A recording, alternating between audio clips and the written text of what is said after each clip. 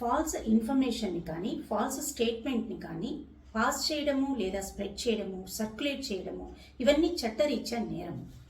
అసలు ఇలాంటి ఆలోచనలు ఎందుకు వస్తున్నాయి?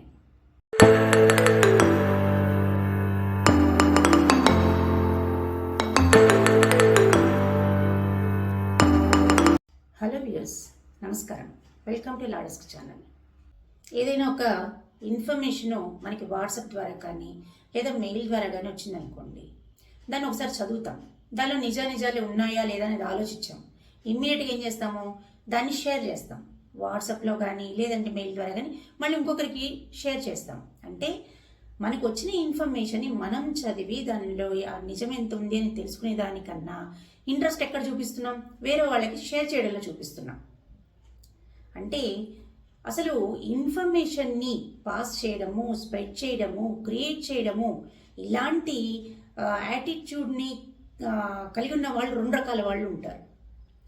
మొదటి రకం వాళ్ళు ఏంటి? ఇప్పుడు నేను చెప్పిన వాళ్ళు. మనకు ఒక ఇన్ఫర్మేషన్ రాగానే అది వాట్సాప్ ద్వారా కానీ మెయిల్ ద్వారా కానీ ఏదైనా ఒక ఇన్ఫర్మేషన్ మనకు అందంగానే ఏం చేస్తాము, దాన్ని అతి తెలివిగా షేర్ చేస్తూ ఉంటాం అన్నమాట.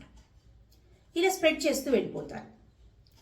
రెండో రకం వాళ్ళు ఏంటంటే ఇలాంటి ఫాల్స్ స్టేట్మెంట్స్ని, ఫాల్స్ ఇన్ఫర్మేషన్ని క్రియేట్ చేస్తారు. వాళ్ళు పబ్లిక్లో ఒక భయాందోళనని క్రియేట్ చేయడం కోసం కానీ, లేదంటే వాళ్ళ పబ్బం గడుపుకోవడానికి కానీ, లేదంటే తెలియనితనంతో కానీ, ఏదో ఒకటి అదొక మెంటల్లీ ఒక సైకలాజికల్ ఫీలింగ్ అనమాట, అదొక సాటిస్ఫాక్షన్. ఆ రకమైన యాంగిల్లో వాళ్ళు క్రియేట్ చేస్తారు.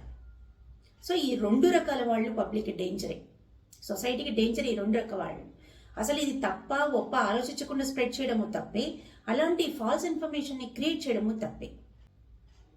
అసలు ఈ ఫాల్స్ ఇన్ఫర్మేషన్ని, స్టేట్మెంట్స్ని క్రియేట్ చేసే మెంటాలిటీ ఏదైతే ఉంటుందో అది very dangerous to the society. మామూలుగా వాళ్ళకి అలాంటి ఇన్ఫర్మేషన్ని స్ప్రెడ్ చేస్తూ ఉంటే, సొసైటీలో భయం అనేది వస్తూ ఉంటే వీళ్ళకి వెరీ హ్యాపీగా ఫీల్ అవుతూ ఉంటారు. అదే అనిపిస్తుంది. ఇప్పుడు జనరల్గా ఇష్టము, అయిష్టము అనేది రెండు వ్యతిరేక పదాలు. ఇష్టం ఉన్నప్పుడు ఏం చేస్తాము, ఎంత కష్టాన్నైనా ఈజీగా హ్యాండిల్ చేసుకుంటాం. అదే అయిష్టం ఉందనుకోండి, అది చిన్నదైనా సరే అమిత కష్టపడుతూ ఉంటాము, బాధపడుతూ ఉంటాము, చికాకు పడుతూ ఉంటాము ఆ పని చేయడానికి. అంటే మనిషి పుట్టిన దగ్గర నుంచి ప్రతి దశలో కూడా తన మెంటాలిటీని మార్చుకుంటూ ఎన్హాన్స్ అవుతూ ఉంటుంది. తన భావోద్వేగాలు కానీ, ఆలోచన విధానం కానీ, మెచ్యూరిటీ కానీ, మాట తీరు కానీ, శారీరక చేంజెస్ కానీ, ఇవన్నీ కూడా మనిషి పుట్టిన దగ్గర నుంచి చేంజ్ జరుగుతూ ఉంటుంది.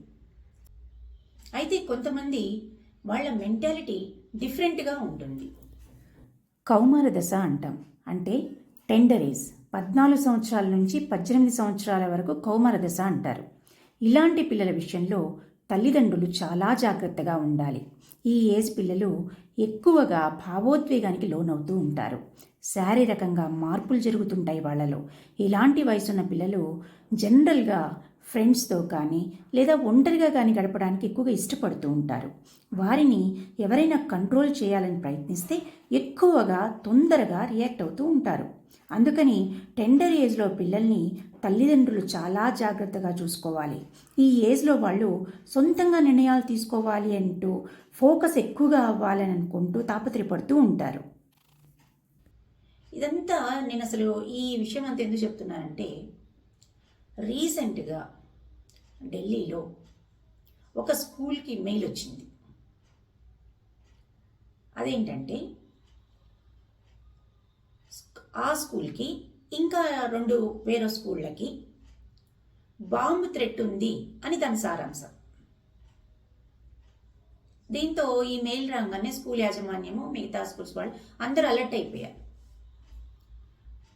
చివరికి ఇది ఏంటి అని చెప్పి లోతుగా ఇన్వెస్టిగేట్ చేసి తేల్చిన విషయం ఏంటంటే అక్కడ బాంబు లేదు. ఇదంతా ఒక ఫాల్స్ థ్రెట్ అనేది తేలిపోయింది. దాంతో అందరూ ఊపిరి పీల్చుకున్నారు. అయితే ఈ ఇన్వెస్టిగేషన్ ప్రాసెస్లో బయటికి పడ్డ నిజాలు ఏంటంటే,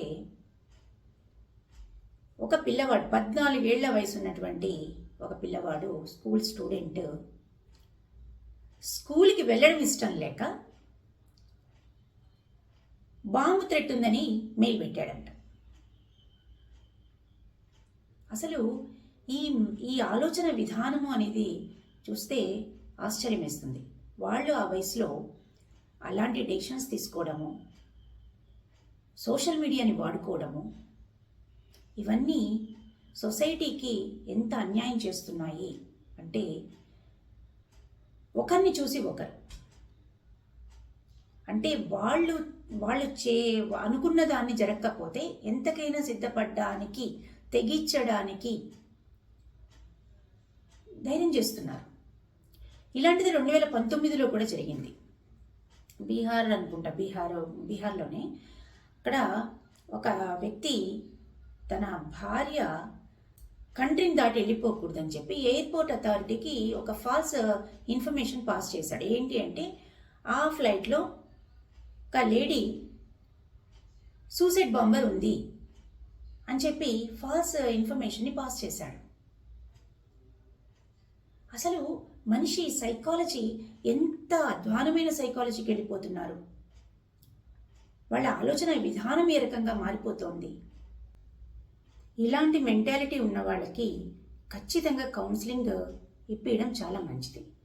మంచి ఒక ప్రొఫెషనల్ హెల్ప్ తీసుకొని వాళ్ళకి ఇలాంటి సొసైటీలో ఇలాంటివి చేయడం వల్ల వాళ్ళకు కలిగే నష్టాలు, సొసైటీకి కలిగే నష్టాలు, ఇవన్నీ కూడా వాళ్ళకి తెలియచేయాలి.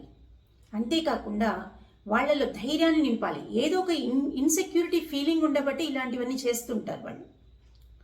చిన్నతనం నుంచి ఇలాంటి కొన్ని ఇన్సెక్యూరిటీస్ ఉంటాయి పిల్లలకి. ఇప్పుడు నేను చెప్పాను కదా, కౌమార దశ అని చెప్పాము.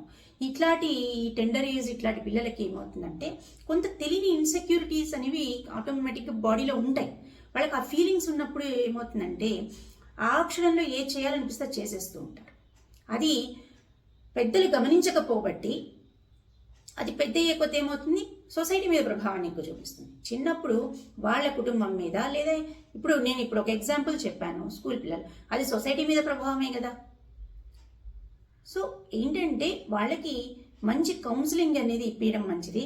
వాళ్ళకి దీనివల్ల వచ్చేటువంటి నష్టము, నెక్స్ట్ లీగల్ కాన్సిక్వెన్సెస్ ఎంత తీవ్రంగా ఉంటాయి అనేది కూడా వాళ్ళకి చెప్పాలి. చిన్నప్పుడు మొక్కై వంగ అనేది మానే వంగలు. కాబట్టి చిన్నప్పుడు ఇలాంటి వాటిని వాళ్ళని అబ్జర్వ్ చేయాలి. వాళ్ళు పిల్లల ప్రతి కదలికని తల్లిదండ్రులు చాలా జాగ్రత్తగా అబ్జర్వ్ చేయాలి, మానిటర్ చేస్తూ ఉండాలి. వాళ్ళ ప్రవర్తనలో మార్పు వచ్చిందా లేదా చూసుకోవాలి. కౌన్సిలింగ్, ఫ్రీక్వెంట్గా కౌన్సిలింగ్ ఇప్పిస్తూ ఉండాలి. ఇవన్నీ చేయడం వల్ల ఏమంటుంది, పెద్ద తర్వాత కొద్దిగా వాళ్ళలో మార్పు రావడము, నార్మల్గా ఉండడము ఉంటుంది. లేదంటే ఏది తనకి నచ్చనిది ఏది జరిగినా దాన్ని రియాక్షన్స్ తీవ్రంగా ఉంటాయి వాళ్ళల్లో. ఇప్పుడు కొంతమంది పిల్లల్ని మనం చూస్తుంటామండి, వాళ్ళకి కావాల్సింది ఇవ్వకపోతే రాద్ధాంతం చేస్తారు. అరే పిల్లలే కదా అని వదిలేస్తాం. అది రేపు పొద్దున పెద్దవాళ్ళు అయిన తర్వాత వాళ్ళు కోరుకునేవి కానీ, వాళ్ళు కోరుకున్నవి దక్కకపోతే వాళ్ళ ప్రభావం సొసైటీ మీద ఉండడం కానీ భయంకరంగా ఉంటుంది. కాబట్టి చిన్న పిల్లలే కదా అని చెప్పి వాళ్ళని సింపుల్గా వాళ్ళు చేసే ప్రతి యాక్టివిటీని తేలిగ్గా తీసుకోకూడదు. ప్రతి యాక్టివిటీని ఒక నిఘా అనేది ఉండాలి వాళ్ళ మీద. అలాంటప్పుడు ఇలాంటి సిచ్యువేషన్స్ రాకుండా ఉంటాయి. ఈ మధ్య ఇంక కొన్ని విచిత్రాలు చూస్తున్నాం. రోడ్డు మీద పోయే వాళ్ళని ఆపేసి ఏదో ఒక భయాన్నో లేకపోతే ఏదో ఒకటి చెప్పడము, లేదంటే వీళ్ళు పిలిచారని చెప్పడము, లేదంటే రెచ్చగొట్టడము, లేదంటే ఒక డౌట్స్ని క్రియేట్ చేయడం, ఏదో ఒకటి చేసి అది ఇదిగోండి ప్రాంక్ అని చెప్తారు. ప్రాంక్ ఏంటండి?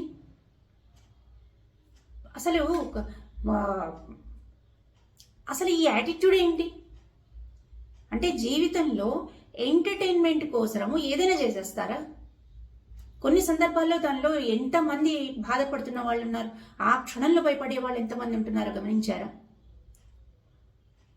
అసలు ప్రాంక్ చేసేయాల్సినంత అవసరం ఏముందండి? అది ఎంటర్టైన్మెంట్ క్రియేట్, మీ ఛానల్స్ని డెవలప్ చేసుకోవడానికి, మీరు రిక్రియేట్ అవ్వడానికి ఎదుటివాడిని బాధించేది ఏంటండి? ఇలాంటి ప్రాంక్స్ చేసిన, ప్రాంక్ కాల్స్ చేసిన, సొసైటీకి ఇబ్బంది పడేటువంటి వ్యవహారాలు ఏవి నడిపించినా, లేదా ఫాల్స్ కాల్స్ చేసిన, ఫాల్స్ మెయిల్స్ చేసిన, ఏవైనా చట్టరీత్యా భయంకరమైనటువంటి సమస్యలు ఎదుర్కోవాల్సిన పరిస్థితి ఏర్పడుతుంది. అయితే ఇలాంటి వాళ్ళు చేసే పనులకి మన చట్టం ఏం చెప్తోందో కూడా చెప్తాను. భారతీయ న్యాయ సంహిత సెక్షన్ 353 సబ్ క్లాస్ బి ప్రకారము ఎవరైనా ఫాల్స్ ఇన్ఫర్మేషన్ని కానీ, ఫాల్స్ స్టేట్మెంట్ని కానీ పాస్ చేసినా, లేదా స్ప్రెడ్ చేసినా, రూమర్స్ని క్రియేట్ చేసినా, పబ్లిష్ చేసినా, లేదా సర్క్యులేట్ చేసినా, దానివల్ల పబ్లిక్లో భయాన్ని కానీ, ఆందోళనని కానీ కలిగించినట్లయితే వారికి 3 ఏళ్ల జైలు శిక్ష మరియు జరిమానా లేదా 2 కలిపి విధించడం జరుగుతుంది. ఈరోజు మంచి మాట. ఏ రోజైతే కష్టపడటానికి ఇష్టపడవో ఆ రోజు నుంచి మోసం చేయడానికి సిద్ధపడుతున్నావని అర్థం చేసుకో. ఈ వీడియో కనుక నచ్చినట్లయితే లైక్ చేయండి, షేర్ చేయండి. మరిన్ని ఇన్ఫర్మేటివ్ వీడియోస్ కోసం సబ్స్క్రైబ్ చేయండి. పక్కనున్న బెల్ ఐకాన్ని ప్రెస్ చేయండి.